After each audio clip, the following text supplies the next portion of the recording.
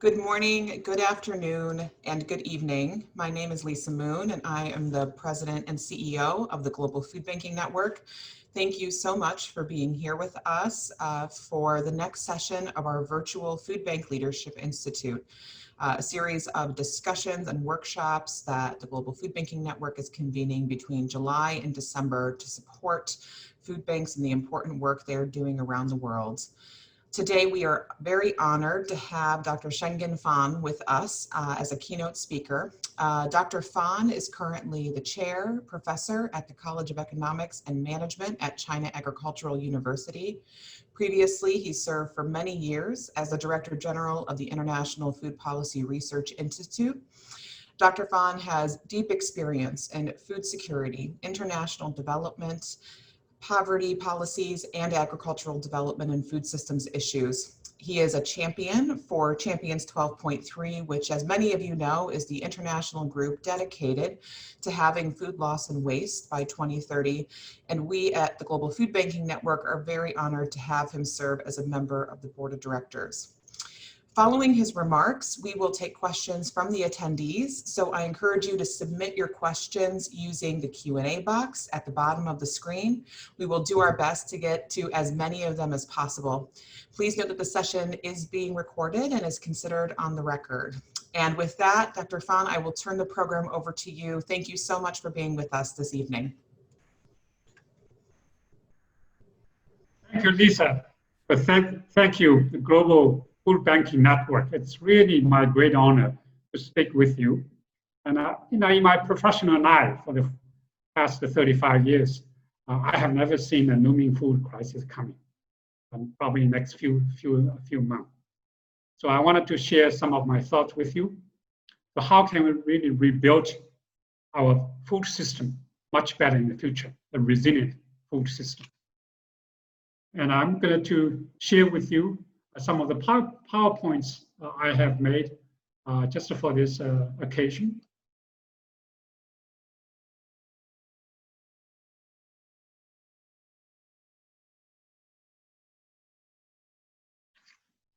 Now, even before COVID-19, the food system are already under numerous threats. And COVID-19 is a wake-up call. So our food systems are very vulnerable to shocks like a COVID-19. And how can we rethink of our future food system and rebuild it better, resilient food system? And future food system must place resilience as one of the top priorities. This is something we missed in our previous discussion, whether it's in policy making, in research, or in actual practice. Now, we know that before COVID-19, the food system are already under many threats. We know that conflict and wars, the degradation of natural resources, rising inequality, anti-globalization, obviously climate change. I would name climate change as one of the most single factors affecting our future global food system. As all of these threats, the hunger and the malnutrition are prevalent. So in 2020, FAO reported that we have about 690 million hungry people. The number was much smaller than 820 million 2 years back, partly because they adjusted the Chinese number. They overestimated the Chinese hunger. So right now, they adjusted the percentage of Chinese hunger to less than 2.5%. Now, in addition to hunger, more than 2 billion people suffer from so-called hidden hunger, lack of micronutrients. But 2 billion, so much more than 690 million hungry people. And again, more than 2 billion people suffer from overweight and obesity. So I call it a triple burden of malnutrition, hunger, hidden hunger, and overweight and obesity. So as a result, our children are stunted. And more than 144 million children are stunted. And 47 million children are wasted. Now, the COVID-19 will throw us out of balance. The poverty clearly will increase. So the IMF projected that instead of 3.3% growth. That projection made before the COVID-19. And after COVID-19, the IMF projected that the global economy will shrink by 4.9%, almost 5%. And as a result, IPRI projects that 140 million people will fall into poverty, extreme poverty, so measured as $1.90 per day using 2011 purchasing power parity. And the majority of these poor people will be in Africa, in fact, 80 million. And more than 40 million of these poor people will be in South Asia, India, Bangladesh, Pakistan, Nepal, and beyond. So the UNU-WIDER, the United Nations University, also projected that if there is a 5% contraction in per capita income, there will be more than 80 million extreme poor people, based on, let's say, $1.90 per day poverty line. However, if the poverty line increases to $3.20 per day, then there will be more than 130 million poor people. And just about 2 or 3 weeks ago, the World Bank updated its projection on number of hungry people, poor people, the COVID-19 will add in 2020. It is about 70 million to 100 million. So you can see from all various estimates or projections, we will definitely see much more poor people. It's from probably 80 million to 140 million. And we have not seen the poverty increase for many years, and it's probably for 10 years. So the first time in 10 years, we have seen poverty increase. Then acute hunger will double. So the global report on food crisis, the European Union, FAO, and IPRI together produce that report every year for the last 4 years. So for the last 4 years, the acute hunger has been on the rise. But this year, with 135 million, let's say in 2019. But this year, that number will almost double. So more than 130 million will be added as acute food insecurity population. And not just the acute number, acute hunger basically is somebody is extremely hungry, much severe than chronic hunger. So in addition to hunger, the nutrition status of many vulnerable populations will be compromised because of the reduced income, lost job, and they cannot afford more nutritious and healthy foods like vegetables, fruits, and animal source products. And as a result, additional 6.7 million children under 5 would suffer from wasting. We know that if the children are undernourished or stunted, then the impact on their health, impact on their intelligence, impact on their performance will be through the whole life. So we call it a life sentence. So the vulnerable population has been hit very hard. So the COVID-19 impact is unprecedented. Just from my perspective, it's global. More than 200 countries suffer from the pandemic. It's much longer. So right now we have already experienced 6-7 months. We think the pandemic will last at least another 5 to 6 months, unless some magic medicine or vaccines can be developed. It's very different from global financial crisis, food price spikes, and SARS. So basically, the people suffer twice. One is obviously the direct impact on supply chains. The other one is lost income and employment. So the supply chains have been severely disrupted. And the impacts are much more intrusive in labor-intensive, let's say, subsectors versus capital-intensive subsectors. And the small-size enterprises have been much disrupted than the large-size enterprises. And smallholders, smallholder farmers, rural migrants, youth and women suffer much more, and they have less capacity to deal with the crisis and less capacity to recover. And the trade has been affected as well. So not just export bans threatened by many countries like Vietnam, India, Egypt, and so on. But more importantly, it is lack of demand from importing countries and the logistic challenges. So many countries have suffered the pandemic, the outbreaks in many snoring houses, affecting the whole value chains of food production.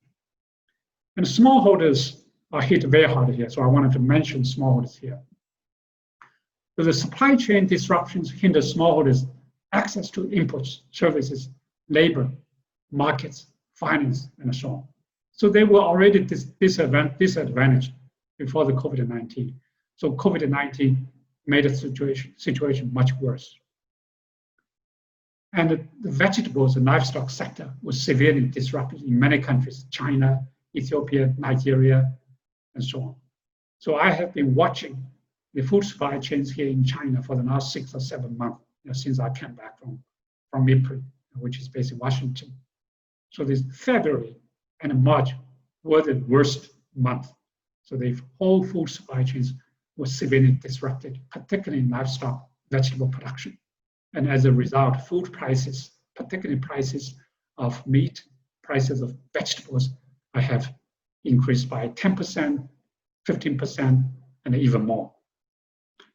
And in India, a survey around 300 farmers across 9 Indian states shows that among those who had harvested some produce this season, almost 30% were still holding on it. They don't want to sell it. Partly maybe the lower prices, the prices have collapsed in many parts of the world at farm gate. And many foods have gone wasted. So 7% in the case of India. So here in China, the latest news shows that the procurement of wheat is less than almost 10 million tons than last year at the same time. Partly farmers wanted to hold on it as a risk coping strategy. Partly the prices have collapsed. And obviously we have seen substantial fall in producer prices and a rising urban consumer prices in many parts of the world, Africa, China, India, and probably Latin America. Now, rural migrants as a group have been most adversely affected. So here in China, 291 million rural migrants. And in India, 40 to 50 million seasonal migrants. So Chinese migrants, usually they only come back during the Chinese New Year or during some holidays. But for India, the 40 to 50 million are seasonal. So they go to the cities during certain seasons and come back to their hometown off seasons. And in Africa, the 36 million international migrants, sometimes it's intra-regional migration within the African continent. So they move from one country to another, so 36 million. And these migrants have been severely affected by COVID-19. I should also mention that the Central Asian countries, like Kyrgyzstan, Uzbekistan, and Tajikistan, have also been severely affected because of the COVID-19. So they couldn't access to labor markets in Russia and other Eastern European countries. And here in China, the migrants' employment decreased by almost 30% in February during the let's say the worst month of the pandemic, and the wage rate declined by 6 to 8%. I mean, even now, there's a small percentage of the rural migrants who still do not have jobs, and who, even they work, they do not have full salaries as they used to receive. And as you know, majority of migrant workers work in micro and small enterprises without formal employment contract, without unemployment benefits, without even health or other benefits. So they are very vulnerable, as I can see, in addition to smallholder farmers, the rural migrants, another group, suffer much more. Now, the people also switch into lower quality diets. Right? So on the one hand, the supply chain was disrupted, so food prices went up. On the other hand, because of lost income, lost jobs, and they will not be able to afford more expensive, nutritious, and healthy diets. So, for example, a survey by my colleagues, Scott Rizal here in China, found that 36% of the people in some villages reported that the prices of foods were higher than in 2019. I think that's a June information. And 55% of villages, in the survey villages, reduced their spending on food. When there's reduced spending on food, they will buy cheaper bulk grains like rice and wheat, and less more expensive foods like meat and produce. So the diet quality has dropped substantially. And in Nigeria, so 70% of rural and urban residents reported that the income has declined. And 70% of the respondents reported that they are facing food insecurity, and particularly the insecure in terms of nutrition, lack of access to healthy and nutritious foods. So COVID-19 is really a wake-up call for many sort of policymakers, for researchers like me, and for the private sector. So even before COVID-19, many practitioners, policymakers, researchers at global level, national level, were already thinking of a future food system we would like to have. So productive and efficient, because our resources are declining. Meantime, our demand is increasing. So our food system must be more productive and efficient, produce more with less. And obviously low carbon, or even zero carbon from food system, because the food and agriculture sector contributes probably 1/3 of the total carbon emission. That contributes to the rising temperature. So low carbon is new future of the food system we would like to have, and healthy and nutritious. So the future food systems must produce healthy and nutritious foods to address the triple burden of malnutrition, whether it's undernutrition, like a lack of calorie, lack of micronutrients, and overweight and obesity. Sustainable, use less water, less land, and probably do not destroy biodiversity, and inclusive. Smallholders, women, youth, other vulnerable groups must be empowered, must benefit from the food system. But the resilient, I wanted to highlight the resilient here as a green. We have not thought much about the resilience before the COVID-19. So this is the wake-up call. So the resilience is very critical to cope with and recover from shocks, so like COVID-19, and grow even better. We know that the world is facing a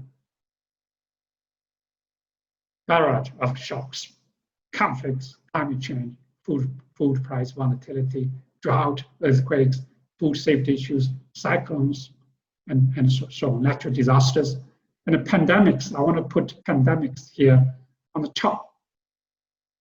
And all these shocks together will seem more frequent, more intense, and evolving and unexpected. So who would have thought that 2020 we would have experienced COVID-19? Basically, put everything on hold. And the resilience is not just a buzzword. I remember in 2014, IPRI organized a big conference in Addis Ababa. The theme of that conference is resilience, to build a resilient food system. We had about almost 1,000 participants, including the Prime Minister of Ethiopia. So we discussed quite a bit in that conference. But after that, the resilience goes back to to the back burner again. And at that conference, we defined resilience as a way to help people, communities, countries, and global institutions to build their capacity, to prepare for, to cope with, and to recover from shocks. So not only it's to bounce back, but also become even better, to grow better after shocks. And it has some real meanings. So, for example, in the development community, they use the resilience as a concept to bridge the gap between short-term relief and the long-term development goals. So this is the concept. The World Bank, the European Union, and even USAID begin to use to bring these two together. And a system way of thinking, so healthy, sustainable, or this food system, to make sure that the people must have constant or at all times access to nutritious and healthy food. So this is very critical. So any sort of disruption in that process is going to damage, let's say, the people. Now, obviously, environmental sustainability is very critical as part of the system thinking. They integrate the multidisciplinary studies. So in terms of, let's say, even higher equilibrium after certain shocks. And this involves not just economists, agronomists, the development experts, but also the practitioners, normal citizens, communities. How can we build it better after shocks? Now, the transforming smallholders for resilience is so critical. We know that the majority of the poor and hungry people in the world right now are still smallholder farmers in Africa, in South Asia, even here in China. So strengthen non-tenure security is very critical. I remember when I went to US 35 years ago, here in China, we were discussing about non-tenure issues. It was a great success that the land use rights were decentralized, were given to farmers. So that was a success. But after I came back, the same issues still remain. Yes, the farmers have used the rights right now, but the whole economy, the whole society have been transformed. Many smallholders have moved to the cities, and many smallholders have moved outside of agriculture. But non-tenure remains the same. How can the non-tenure system be reformed to accommodate the new dynamic economy is still a challenge. So this is not just the challenge here in China, it is also challenging India, let's say in many parts of Africa, how smallholders can access to lands through let's say ownership reforms, but also through the users' rights reform. So you don't need to own the land. As long as users' rights can be rented, can be marketed, the smallholders will be able to consolidate the size to make it more efficient and reduce the fragmentation, so improve access to finance inputs and IC and beyond. And promote inclusive agribusiness models. So smallholders in many parts of the world are working in silos without linking to agribusinesses. So how can we organize farmers better through cooperatives or through vertical, horizontal, let's say, associations or societies is a big challenge. And facilitate a better risk management for smallholders. They still do not have access to insurance, income diversification. And in many parts of the world, smallholders are not covered by social protection.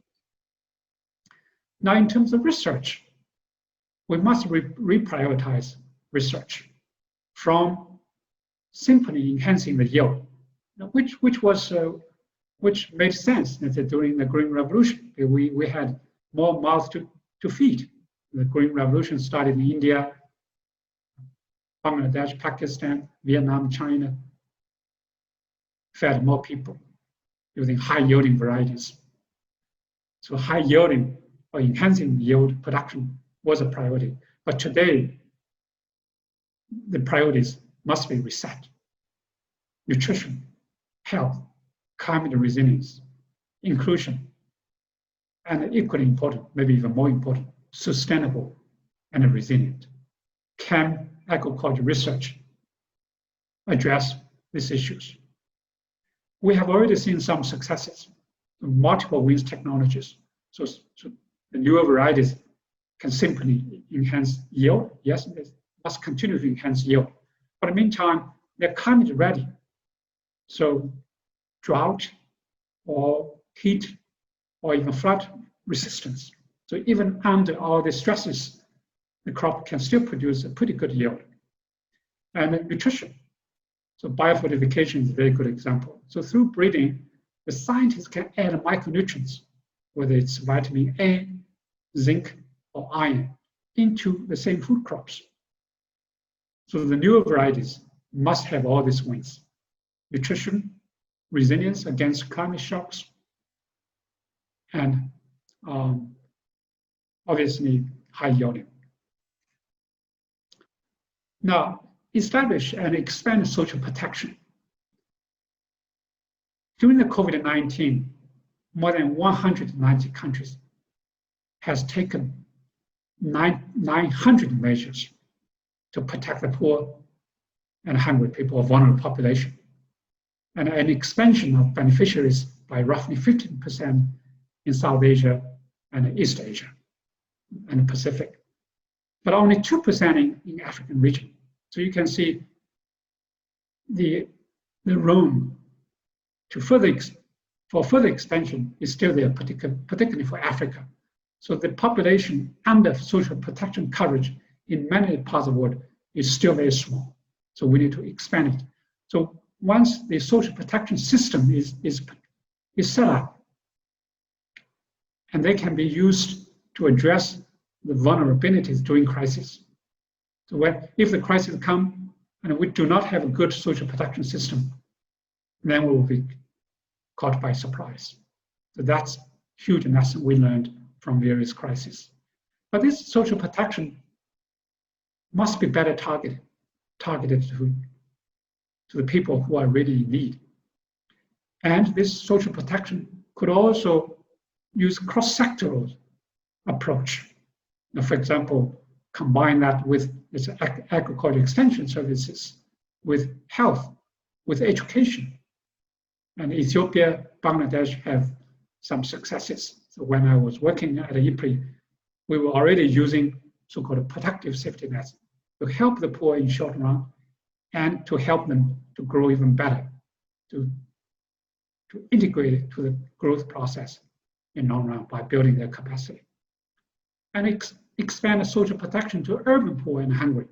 The urbanization is happening very fast, particularly in some of the emerging economies, India, China, even Bangladesh, Pakistan, even in many parts of Africa. So the social protection must be expanded to urban areas. And some of the lessons we can learn from Latin America. I know there are lots of participants from Latin America. The social protection system in Latin America is really something that South Asia and even East Asia can learn from. And invest more in mobile phone payments. The contactless mobile payments is a way to make sure that the payments can still be made to avoid the contacts, to avoid being affected by COVID-19. And even after COVID-19, I think this sort of mobile payments can be further enhanced to cover the vulnerable population. Now, the managing nature for resilience. The COVID-19 came from wildlife, at least we know that. And for the last 5 to 10 years, we have seen more zoonotic diseases who have jumped from animals to people. So how can we respect nature? How can we hold, let's say, the expansion of agriculture and other activities, the forest area and other natural habitats of wildlife is critical. And track, monitor, and rapidly respond to zoonotic diseases. I think this is something we must strengthen. build the lessons we learned from, let's say, avian influenza, SARS, and many other zoonotic diseases. We know that many countries have already introduced laws, regulations, and policies on wildlife. But it is equally important that these laws, regulations, and policies are implemented, monitored, and evaluated.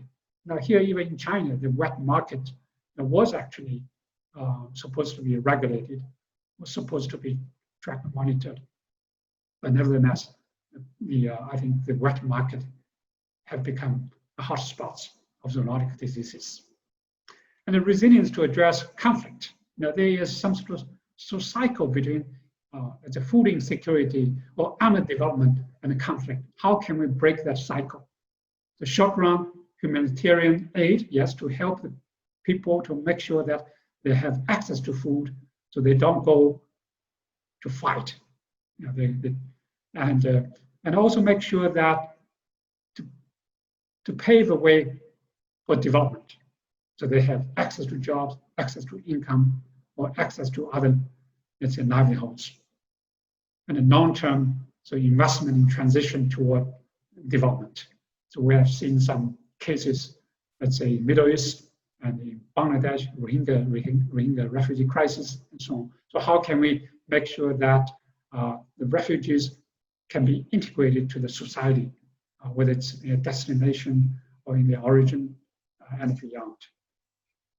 Now, reducing food loss and waste, I think Lisa mentioned about this. I think it's a huge issue right now. More than 1/3 of food is already wasted and lost even before COVID-19. And COVID-19 made that situation even worse. So in China, in February, the supply of live chicken and ducklings decreased by 50%. That's because all these sort of firms do not have access to inputs, do not have access to markets. So the producers had to bury the live chicken and ducklings. So huge loss, huge waste. And in Spain, so during the lockdown, the amount of food waste and loss in household has increased by 12%. Economic cost went up by 10%. And the CO2 emission went up by 11%. And nutritional content was reduced by 8%. So how can we introduce various innovations in policy, for example, green channels for food, fresh fruits to be transported to their destination, innovations in technology, for example, e-commerce, innovations in institutions, so community, whether it's urban communities as consumers or rural communities as producers, so they can be linked through green channels and can be linked through internet or mobile phones, and set up the mechanism to share foods with those in need during the shocks using internet platform and beyond. And trade remains very important. We must make sure that no export bans, no tariffs for imports and so on. And we know that many countries like Africa today importing huge amount of food. So in fact, $40 billion of food every year. So make sure that any shocks, any pandemics do not disrupt that trade. If that trade is disrupted, many people will go hungry. They will suffer from starvation. And to improve targeting of subsidies. There is money, but the money has been spent on subsidizing grains, subsidizing water, subsidizing energy, subsidizing fertilizers to produce rice, wheat, and maize at the cost of more nutritious and healthy foods. Can we reform the subsidies to make sure that healthy and nutritious foods can be supported? And create global and regional reserves. During crisis, these reserves can be very critical. We shift to the people who are needed very quickly. I think food banks can play a huge role over there. And engaging the private sector for resilience, particularly SMEs.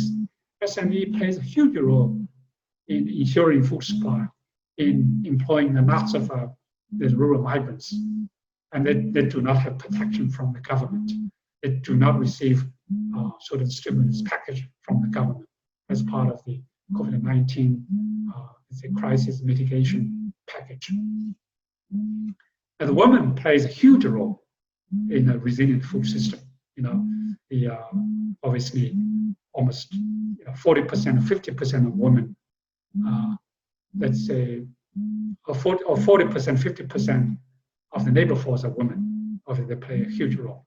If they have the same access, let's say, to credit, to land, so their productivity, the whole productivity will be much higher. It's almost 10%. If they have the same access to tools, yes, and credit, more than 150 million hungry people will be moved out of hunger and malnutrition. And I think women mediate pathways from agriculture to nutrition. So linking agriculture to nutrition is so critical to build a resilience. And women is very important in building that link. We have some successes already in Ghana, in Bangladesh, and here in China. Okay. So finally, I just wanted to mention that food banks is very critical in building resilience, and it is part of the solution. We have already seen that demand for food banks services skyrocket. They play a huge role. Get foods to the people in need very quickly. In Ethiopia, 1,000 food banks that have been established just in Addis Ababa, during the COVID-19. But they must be supported by the business community, by the government, and by the private citizen. And the knowledge sharing is critical among food banks. I visited some small food banks, community banks in India. The capacity, the skills, the management are less ideal.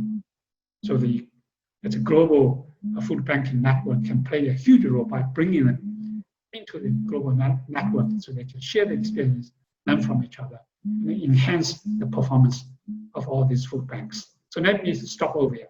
Thank you very much.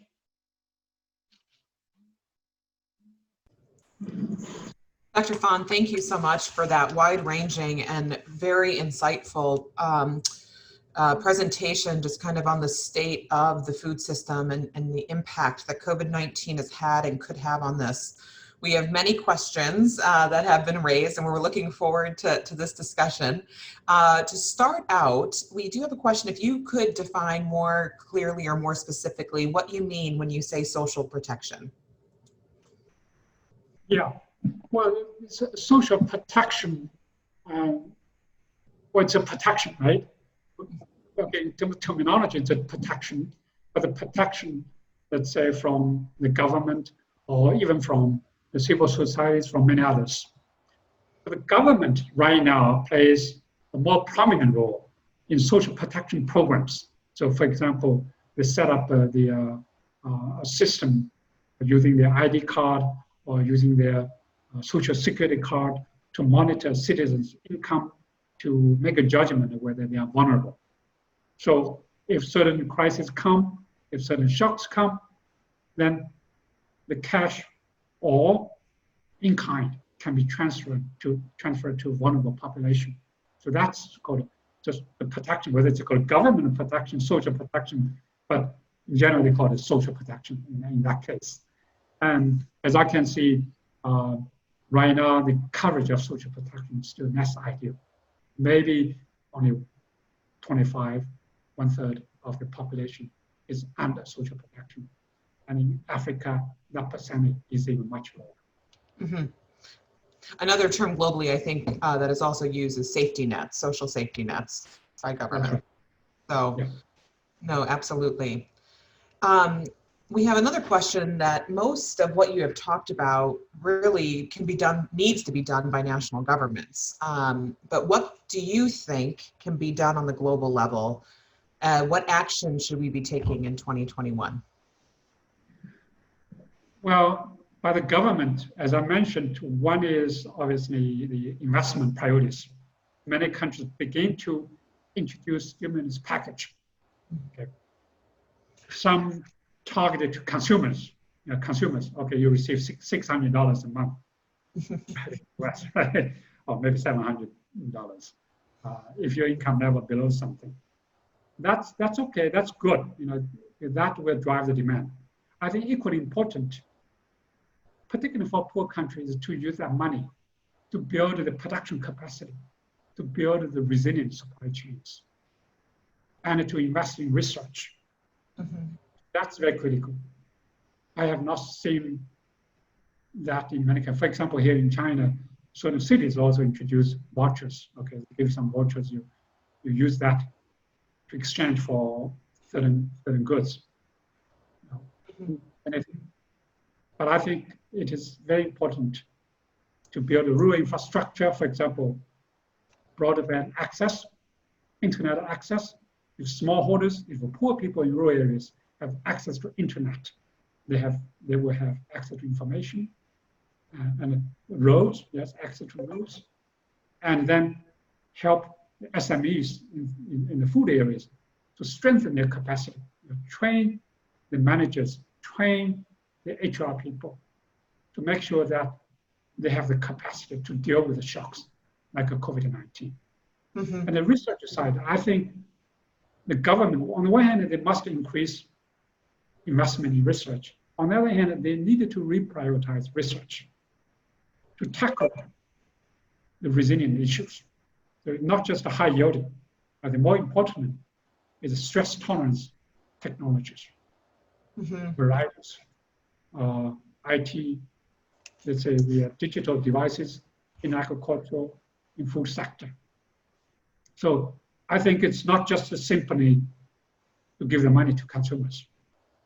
But more important is to look at the investment, to look at the capacity, to look at the, let's say, the certain ways people can recover. I think also social safety net. So it's, yes, you can give the money through the household registration, but it is very important to build that social safety net system or social protection system, through the mobile phones or through internet system, so you can track, monitors people's income anytime, so you can react very quickly. You talk about investments in research, specifically on the production side, and of course that makes so much sense since the large majority of the world's poor either work in agriculture or small-scale growers themselves. What about the everything kind of off-farm, kind of connecting those small-scale growers and other producers to market? How do we kind of invest in this missing middle to reduce kind of food loss and waste along the way, make sure that what is grown is actually able to get to people that need it? Yeah, no, absolutely. This is another critical area to reduce the food loss, food waste. Well, there are many. One is the technology. We must differentiate between poor and rich countries. For rich countries, I think the food is more wasted in retail, wholesale, and restaurants and households. But for poor countries, some of the technologies, even very simple ones, like storage, with underground holding storage, or above the ground solar powered as a storage, a cooling facility, not very expensive, and using renewable energy or not using energy at all. That sort of very simple storage is so critical. And then obviously improving rural roads. So many farmers, for example, in DRC, I traveled there some years ago, the farmers could produce pretty good cassava. But because of poor roads, they couldn't transport large quantity of cassava to a processing facility. So many cassavas got rotted in the fields. So rural roads, rural infrastructure, obviously right now ICT helps, and storage, transportation, processing facilities, all this very important. Now, obviously, there's another way to avoid food waste or not. That is, they can actually donate to food banks. Well, in Africa, in India, they are already thinking that way. But how can government help? Let's say, well, the farmers may not be able to sell the full price, maybe 80%, 70%. That's better than nothing. Makes sense. You referred to possible emergency grain stocks that are positioned predominantly in lower income areas. who do you feel is able to most effectively establish and manage these reserves? And how can local vested interests be managed? Right. Well, right now it's a government. The government has set up, it's even continental-wise reserve. For example, here in Asia, they have some sort of emergency rice reserve set up by ASEAN countries plus China, South Korea, and Japan. So this regional reserves has been set up by intergovernmental agency. That actually, to some extent, worked because it's not just a physical reserve somewhere there in certain government stock. It's more also psychological. Oh, we have a reserve there. So you avoid the panic behavior, right? As oh, I have something in my house, don't be panic. And also, equally important, in this country, we'll work together against any sort of irrational behavior like export bans. Mm-hmm. So I do think this sort of continental, like let's say West Africa or East Africa, could have some sort of regional food reserve just to calm down the market to avoid mm-hmm. panic behavior. Now, a region in the country, right now, with the regional government can do their job. The private sector needs support because they need incentives. How can they? Now, one way to do is the government contract the private sector company to manage the reserves, contract them. That's one way to do it. Because the private sector has expertise. Well, obviously, they're less involved in corruption, so more efficient. And then let's say the local community could set up some sort of advisory committee or governing body to decide when it should be released. Or if there's no crisis, how they're going to deal with the reserves. Mm-hmm. In Bangladesh, what they did is to use food reserves as part of social protection, distribute to the poor and hungry people for social work. Mm-hmm. So that needs to be discussed. There are enough good lessons, good experiences in many parts of the world. Mm-hmm. Do you, what I say best practices or lessons learned, do you think could be transferred from Latin America to Asia, for example, or Asia to Latin America as it relates to kind of regional management of those food systems?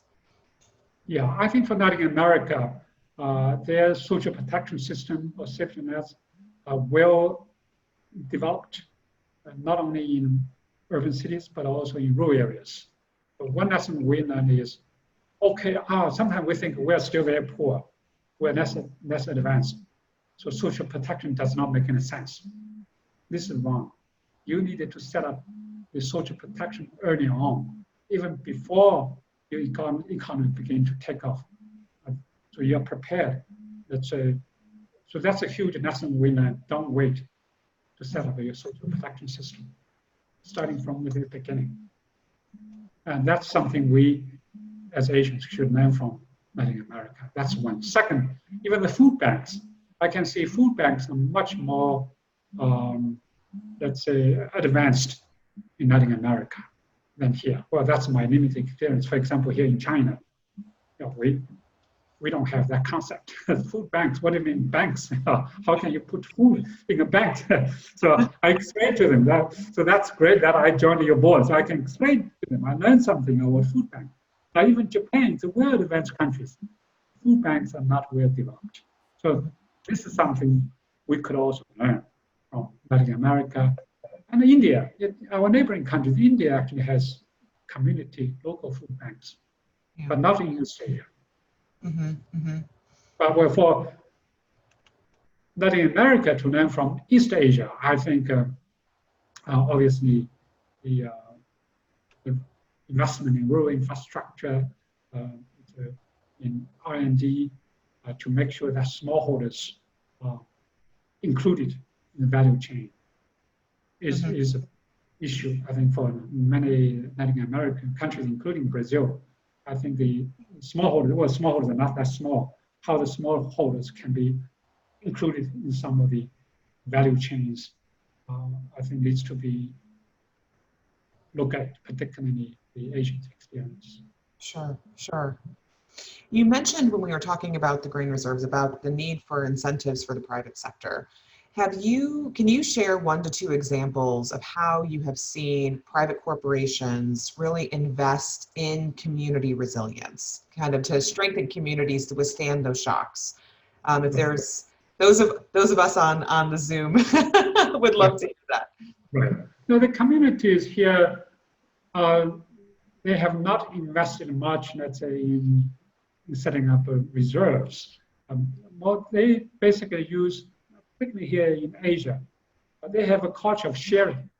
Mm-hmm. Sharing, for example, okay, for some households, they stored maybe 2 or 3 months of food in the household.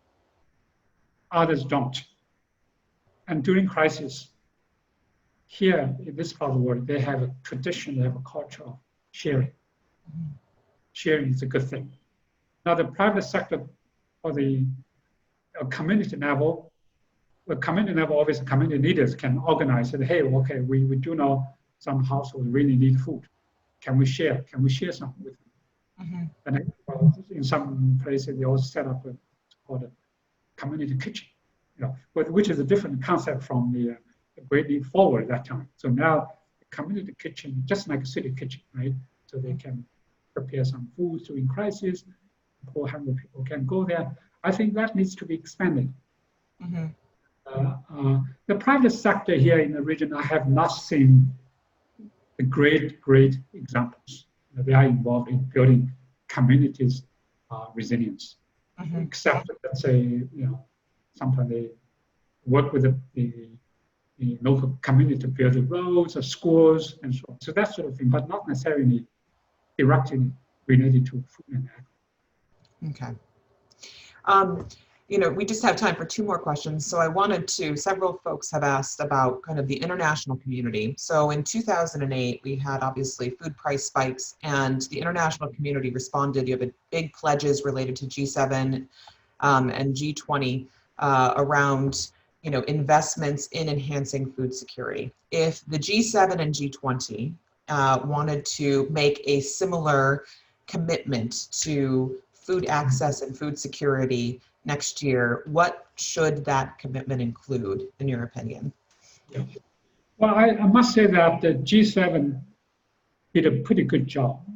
Like quite a declaration, G7 countries committed lots of financial support to the global food system, right? Including Feed the Future, right? That really helped. I must say that that's after 2010, it's global investment, national investment in agriculture and food have increased. So that's why food prices have been pretty stable until COVID-19. This is something. Now, COVID-19 is another sort of a crisis wake-up call. What G20 can do. I'm glad that you mentioned G20, not G7 anymore. I do think that G20 today plays a much bigger role in global affairs, in global food and nutrition security. And at this time, can we do better? One is obviously investment. Yes, investment. Investment, not just enhancing yield. More importantly, the resilience. Resilience, I think, in terms of technologies, let's say climate resilience and drought, heat, or the frost resistance technology is very critical. IT sector, IT, mobile phones can also help to build the resilience. And so I think then obviously, yes, food reserves, we needed to take another look at COVID-19 against a wake-up call. Some food reserves worked, others failed. And I can imagine in the next few months, if the pandemic continues to expand, penetrate to Africa continent, I'm not very optimistic about their capability to deal with that crisis. There's a double crisis. One is their food supply chains will be further disrupted. The other one is income. Income is not related to food. So I think let's make sure that G20 should really help some of the vulnerable countries, particularly Africa. And in the closing question, I just wanted to ask, Other than making donations to their local food bank, how can one get involved at the local level in supporting stronger food systems? Mm. Yeah. Well, right now this is called local food production system has become pretty popular, right? I do think is a way to go. So the certain supply chains could be shorter. We don't need it to, let's say, import certain ingredients from very far away and then process it here, re-export, repackaging, and then consumed.